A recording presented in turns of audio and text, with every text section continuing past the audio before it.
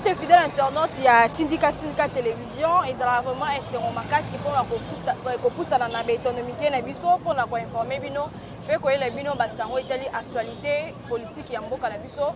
Bande comme l'andia site national Tindika Télévision, le lot Tozalina président Miyake, oyo bomo naka, to bomesana koyamba, nakati ya Tindika Télévision, denga message tout kopesa ba réponse par rapport à l'actualité oyo ezali politique yambo canabiso, na kozang c'est kopesa mbote ba na ba kolo chaîne, papi Kelina Rivin qui sombe, mon Dieu Luka Lucas Taye, je suis na kati Londres, ali da tango ya ma fraise de partout Bénédicte Mwanza, na bosse société divine Buba. Ben fidèle internaute, to rencontre directement na masolo na biso na kopesa mbote directement na invité na mbote mo na mboka président Miyake. Mbote maman Sephora. Sangoni ni mo na mboka. Oui, naza bien par la grâce ya Nzambe. Nous sommes ils tambola malamu vraiment. Mokonzi pe ya mboka fumu ya bola vraiment. Aza très bien toujours musala. Donc il sagesse ya roi Salomon pour bapesi na Fati pour faciliter la nation congolaise.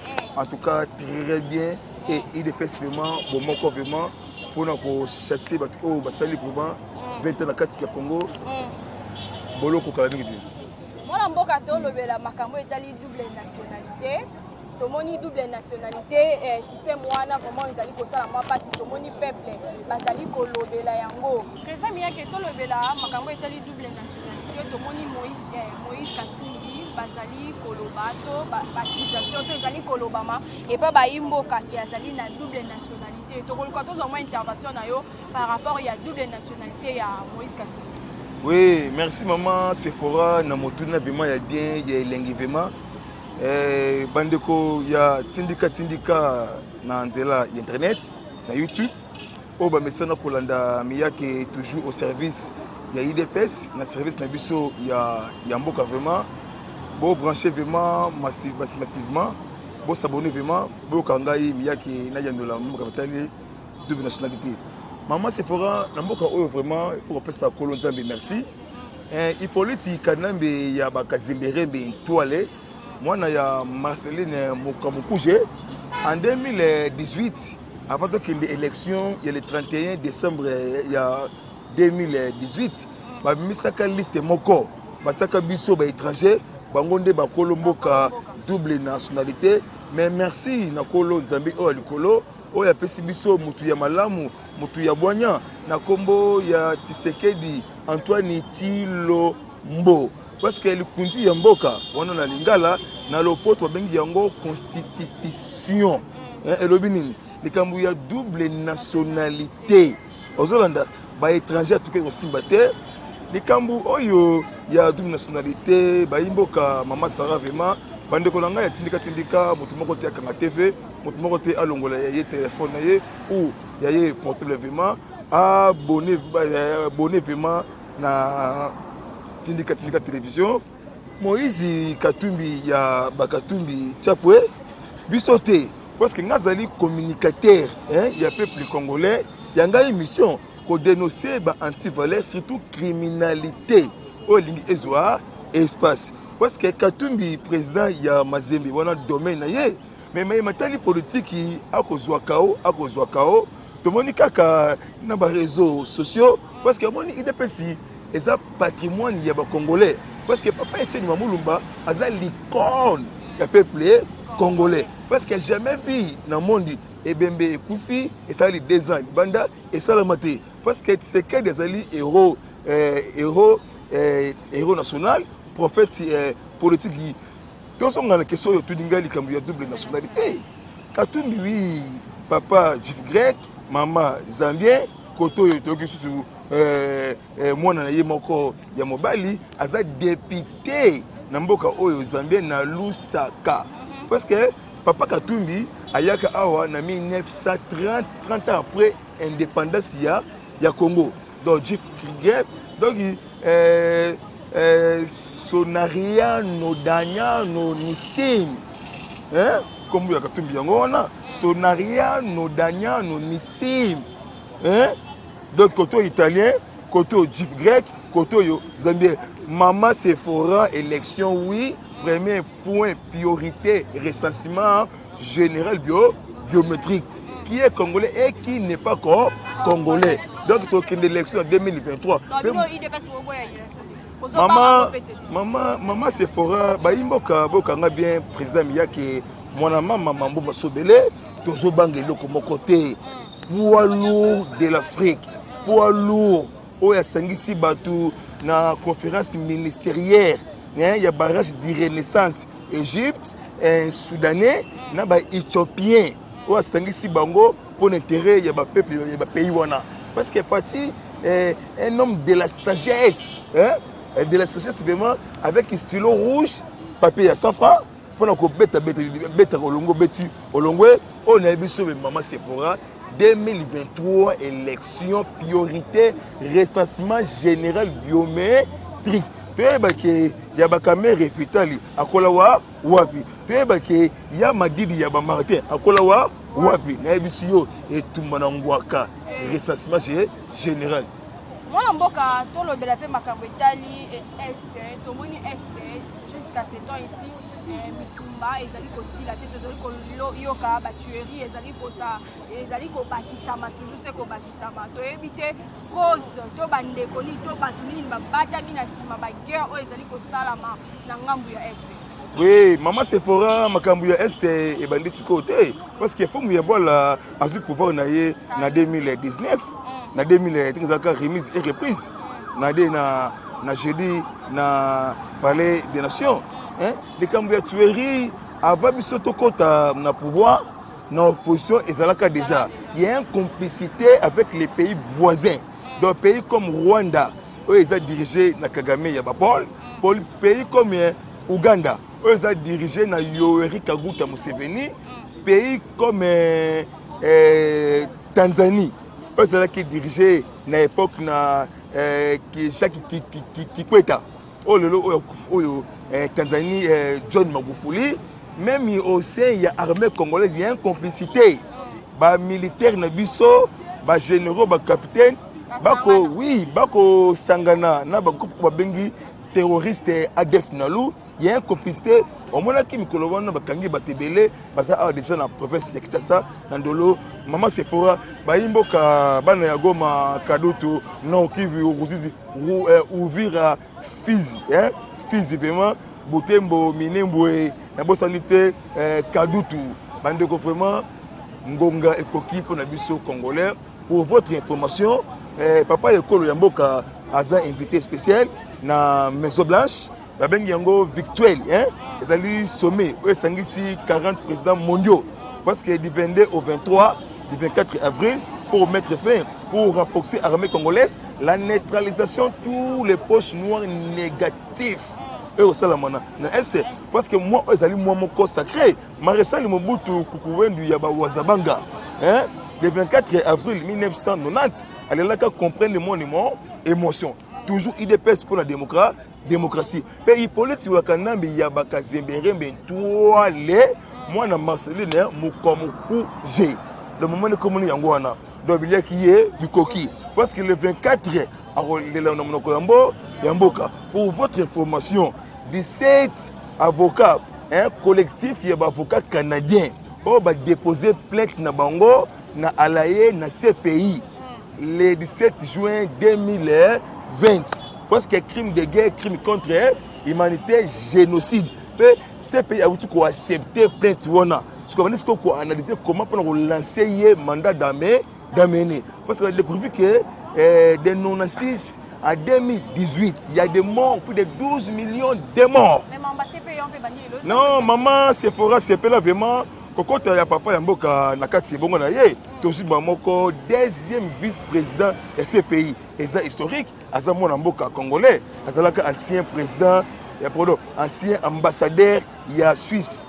De l'ont commis deuxième vice-président dans ce pays, côté dessus des dossiers criminels. Donc, des bazawana ba yebike, calamité, arrestation en bloc et traduit en justice.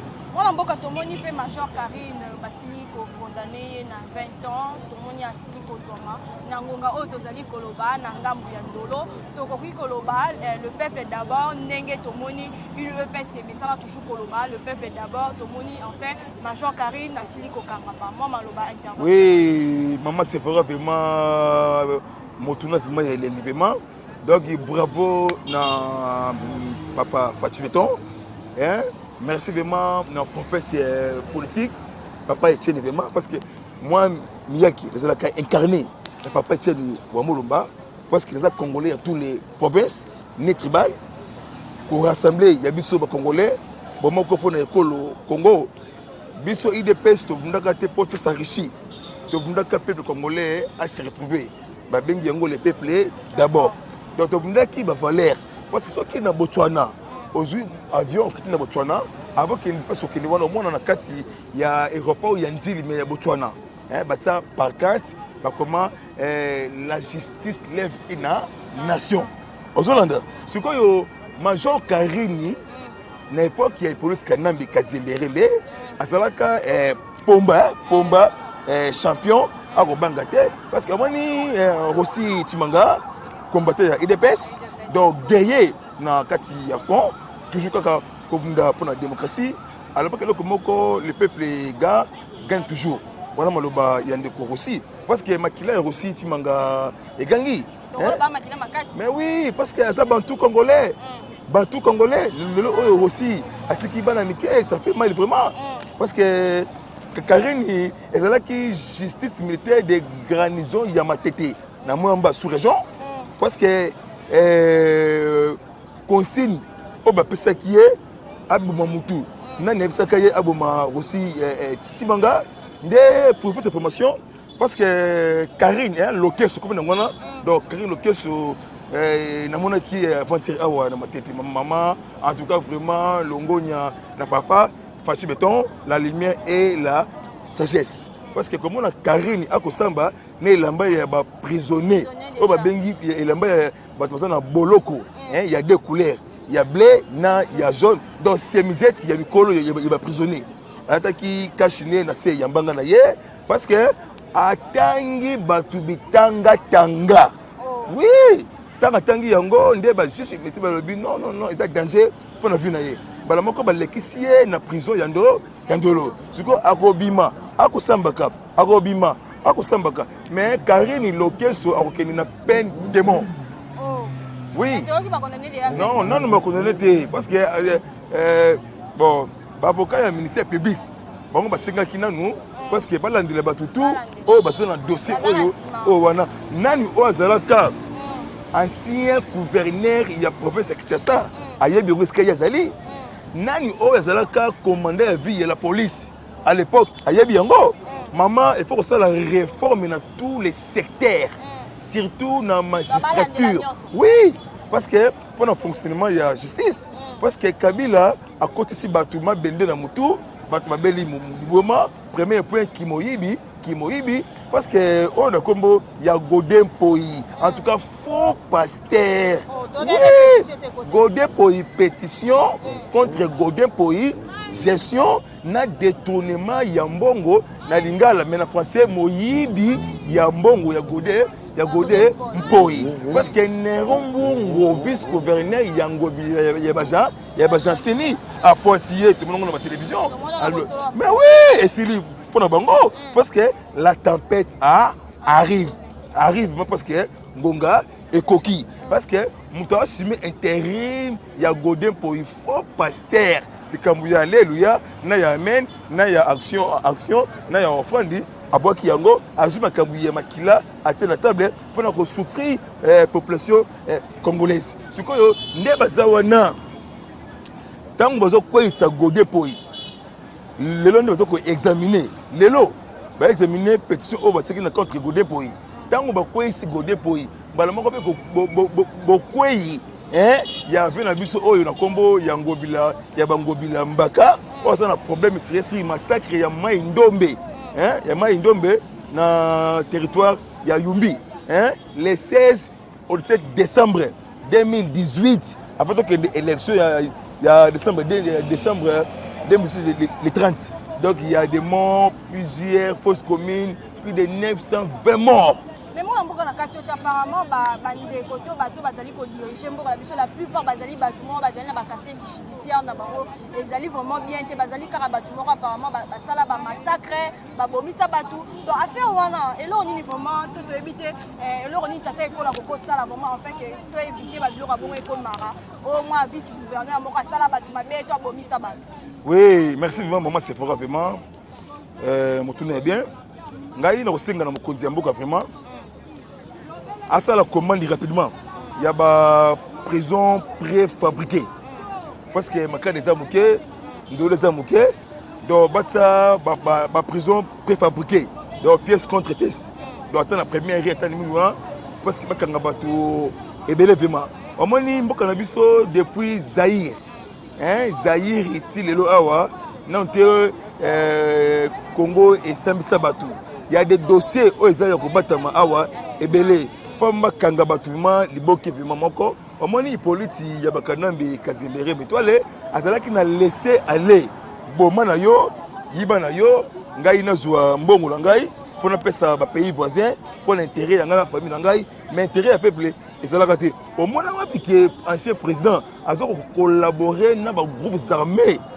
pour na ko massacrer peuple oyaye peuple dédié ngai te ntoloba ngo na kombo ya Bosco Taganda na ce pays alaye lelo oyo premier degré 30 ans deuxième degré cours d'appel ya alaye bakoti boy Taganda 30 ans déjà ils ont maintenu des prisons hein parce que crime de guerre humanité 2002 2003 na Ituri fait dommage il y a 30 millions de dollars américains ba iturien donc bakate lié sous le mois de juin après ça mbongo wana mais politique kanambe place na CPT place na ezala centre pénitentiaire au babengi prison ya makala chaque jour bitabe avec mbata. Moi mboka tomoni pe John Numbi jusque là makambo to dossier na ye tozali kokola vraiment clair que jusqu'à ce moment dossier koyoka ke asili ko swama na ngambu ya Zimbabwe moi maloba mwa. Oui, John Numbi aza yuma vraiment parce que azalaka na ye professeur na mathématiques donc na maths physique azali professeur na niveau de Mbashi de Kabila commissariat général parce que ba général sans fonction sans formation militaire hein o basakuna na Grand Katanga na tous les provinces ya Grand Katanga o basakuna bangonde baso sala ba terreur na sima ya bakataka Katanga dans le fonctionnaire tuana John Numbi a cité na double assassinat il y a Floribert Chebeya et Fidel Bazana parce que bakundaka Bazana Fidel na concession ya Zelwa Katanga alliance Djadja hein général Yapem na Mitendi pour que le Congo central donc azbakunde kunde wana sikoyo John Numbi a un problème sérieux parce que y a le qui a été mais aya Alexa innocence naye devant justice sur assez innocent qui mais pourquoi abimi akime keina na Zimbabwe de lobby auditeur ya armée papa na biso Gilles Likulia au à la deuxième invitation avant mandat d'amener na Harare na Zimbabwe doba na awa parce que koko kangama ya John Numbi il a kangama direct ya politique na Kabila parce que ça a un problème sérieux parce que ça a un massacre il y a le maman les femmes violées violations tueries au jour en tout cas vraiment asa mo monter ya ko pardonner le monipe mention de défaillance et pas ya papa na biso mboso to kolbato son intervention auto moni kala minte asili kokoma et siko azali na ebonga na ye et puis to moni mention de défaillance c'est oui biso ba miyake ba abechole ba yokason pasteur Gili Bokola président Gilles sans formol bon ba ndela biso oyo na bosanité mona koli ozui Benjamin bon to saka musala moko ya ko communiquer hein pour le peuple afongola misu surtout éveil patriotique vraiment pour sa conscience ya bandeko congolais balongola ba tendance ya ba parti politique balongola ba tendance ya mutu va confier toujours dans le chef de l'État, mon Yamboka, notre frère et notre sang. Otebi Panabango, Otebi Maman Naye, na Papa Naye. C'est ça qui congolais Yango Wana. Les Kambouya pétition contre Mbosso Kodia, parce que le Parlement debout, ils ont contrôlé le Parlement assis. Parlement assis. Assis. Parce que quand le Parlement assis, il faut le Parlement debout avancer le Parlement assis. On a vu ce bouillé, Mbosso Kodia a relongé. Pourquoi il y a une Mbosso Kodia, maman Sephora? Pourquoi il y a une Mbosso Kodia? Parce qu'il y a un plan préparé et planifié. Dans la première plénière, il y a l'Assemblée nationale. Mbosso Kina nous, pour la semaine, il y a été l'Assemblée nationale. Mbalamoko, député, Kotiwana, na ba photo, il y a batterie ya Est. Oh. Mais le cas Mbosso Kodia doit répliquer la sagesse. Alors, vous, les collègues qui disent grand Kivu, vous quittez les groupes armés. Vous avez financé Bango. Maman Sephora et puis si vous yeke na souci pour votre information. Plus de 122 députés rwandais. Oh, bah ça na kati assemblée nationale. Mwenga Chocho, groupe bengi EPLCS. Ils ont Est, Azad député national. Nous avons mis ça Nanga Yabananga. Ozolanda, Kunda Laurent Kunda abattoir, Abima député provincial de qui Kivu. Nanga toujours à sa pointe. Donc moni, tant un petit barouana et ça bango vertige. Abi copie et RVC. Madame encore lobby n'ango bakangi 2 personnes, ba congolais. Moko azako recruter ba rebelle. Afromi ba rebelle il y a ADF Nalou na niveau il y a ST il y a RDC musu ba suivi à le coup là éclairé il y a ba ADF Nalou balamoko arrestation il y a ba généraux na ST il y a RDC Mbosso Kodia a kolongwate ya zawana pona ba immunité parlementaire ozo na maman parce que Janine Mabunda lioko ya ba lioko Mabunda ayebi yango tribe on za koloba na kati wana. Donc, guerre Est, les alliés rwandais n'ont complicité avec les Congolais. On va côté secret en Boka, nous avons qui va jouer. On a un général avec de Dubaï, et ça la Mwapi. On a un colonel Boumounene, là-bas qui est chez Net Mounene, avec la Chine, à ce moment-là, il va faire un magasin dans la ville centrale. Il y a tout le général au service, il y a un Boka. On a vu ce moment, politique, les alliés français, c'est la sagesse. On va diriger. Dernier niveau au Kusala. Ah, mon conduit Mboka Fumiabola. À 3 pays, donc président de l'Union africaine en exercice. Fatih Beton la lumière, qui est bon en colo. Alléluia, amen. Oh Seigneur, hein, bah Égyptien, non, bah Soudanais, non, bah Éthiopien.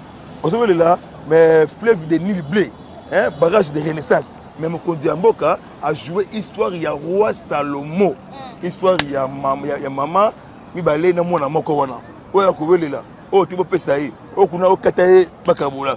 Ah non, Fatima très sage et très intelligent. Maman Sephora, Baimboka, oh, bon, d'accord, Miyaki, mon maman, maman, Sobele, de la Congo, Makambiba, et Bandi. Voilà, bon, qui Congo, pardon, Naki Mongo, ba au moto, ba au lio, boto te tapé. De la CEO, Bako Bimate, Bako Kangama, date, oh, pardon, moi, oh, y'a moi, avril. Et ça, moi, mon corps sacré. Le 6 avril 1921, premier envoyé de Dieu Simon Kimbangu. Après ça, prophétie pour le Moka Oyo. 5e président. Mais Fatih Beton, avec un concret prophétie historique. Nakamba. Maman Sephora, et monsieur Asuka, semaine aussi sur ça, c'est vraiment. Nous avons expliqué vraiment et belé vraiment. On a dit l'air a sonné. Basango 0.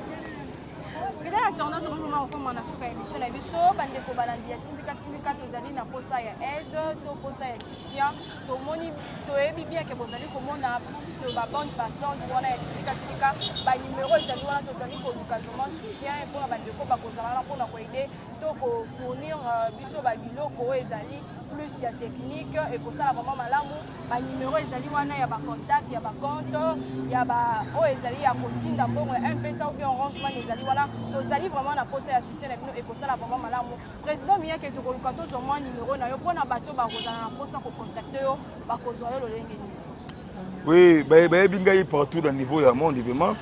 Au bandaka ngai chaque jour. Numéro na ngai sur WhatsApp. Plus 243 97 360 54. C'est non. Plus 243 97 360 54 sur WhatsApp. Soit Benginga Vima Bakozwangai. Nadingaka Batu Belevima. Surtout Badiaspora Bisu Nadinga Mingi. Mais la semble rapport à Bango, Zambi, abattre la Bango, parce que Bango vit Moulaï, parce que Kalami Awa, pour investir, parce que nous Bango, Congolais, eux Zangongate, Bokabouani, il y a unité, union, fait la force. Mbote Mingi, Papa Gabi Kimpakala, Patrick, Bemba, il y a Paris au niveau de France. Edison, Mobali, il y a Maman Paulina, vous avez vraiment ébélé, vraiment, les Timba, Timbos, Coupé le Kitou dans Londres, vraiment, Alvin, il y a Oza, vraiment, Yangoana Jonas, en tout cas, parce que ébélé, vraiment, CG Kabouy Augustin, na président Kabundi, à Kabundi, 500 Chiga, en tout cas, pour moi, pour l'école au Congo, tout le monde déjà, pas de tribalisme, puisque surtout, vous allez congolais.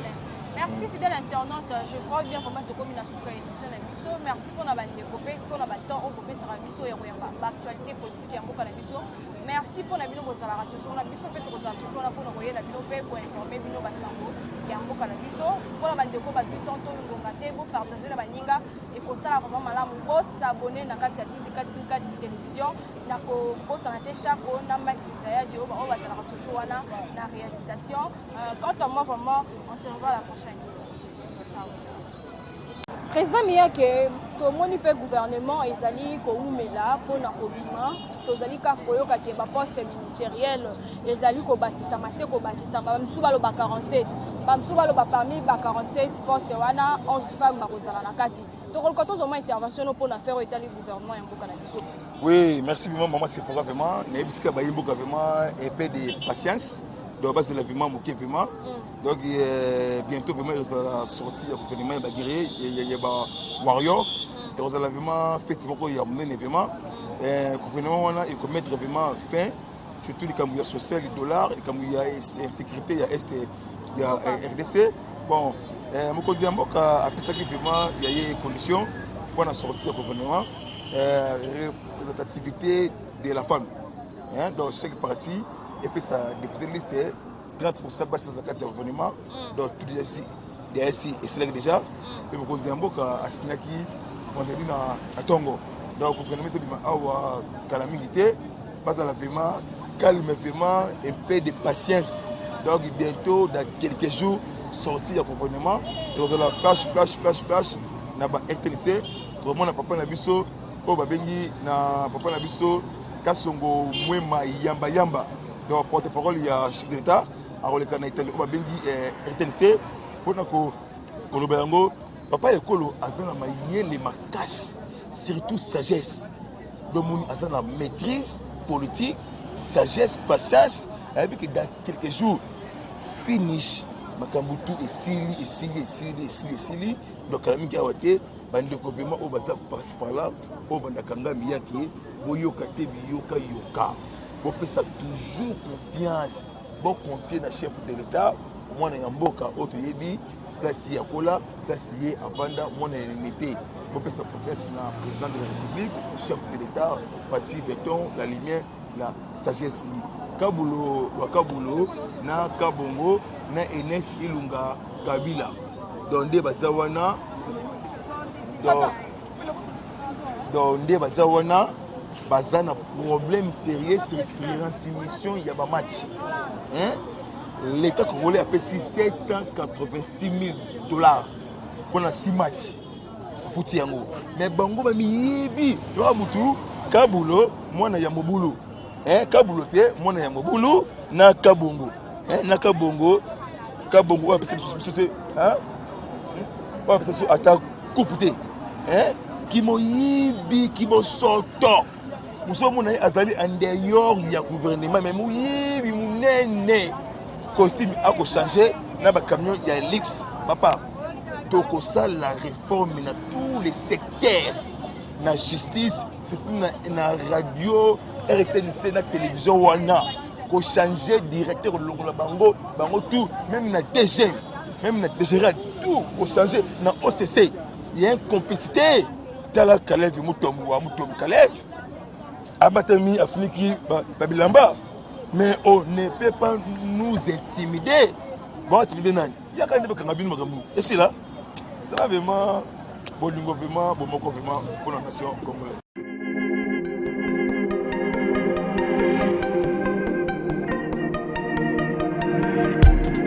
Après 25 ans d'expérience, eh oui, de 1995 jusqu'à ce jour, Elton Store, l'unique shop congolais de Londres, la Grande-Bretagne, où il est Londres, et la fierté à la communauté Nabiso, et surtout, il y a un homme d'affaires congolais sérieux dans la diaspora. Oh yes. C'est créé Elton Store et Sali Kakamoko, le sérieux, à quel na service qui t'a qu'on a client naïe. Avec ma produit naïe, où il y a première classe, il y a qualité supérieure. Oh, il y a ma bombe à Elton Store. Oh yes, mon climat bimbe yeba. Ma maman à Londres va confirmer. Elton Store, c'est le berceau des produits cosmétiques.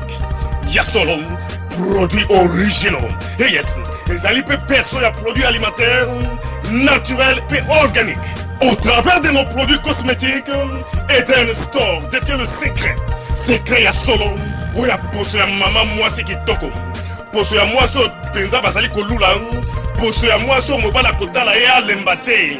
Poso so ko tamboli masanga sima. Eh oui, yango ne ba produit zo tekama na kati Elton Store. Na ba produit alimentaire. Où ya Elton Store, yango de secret ya cuisine ya maman congolaise. Eh oui, nyonso ko so pensa mobali na yo ezali. Pondu, matembele, ngai, ndole, fumbwa, ndunda, bilembwe, oyo nyonso penza, oyo kobonga pona cuisine na ezali. Oh yes. Olingi mobali na yo asepela na yo libela na libela. Olingi mobali na yo atala kayo lokola mwasi azali kolula sika. Oh yes. Olingi mobali na sisa biloko nyonso tiela kaye na mesa. Secret zali kaka moko. Elton Store.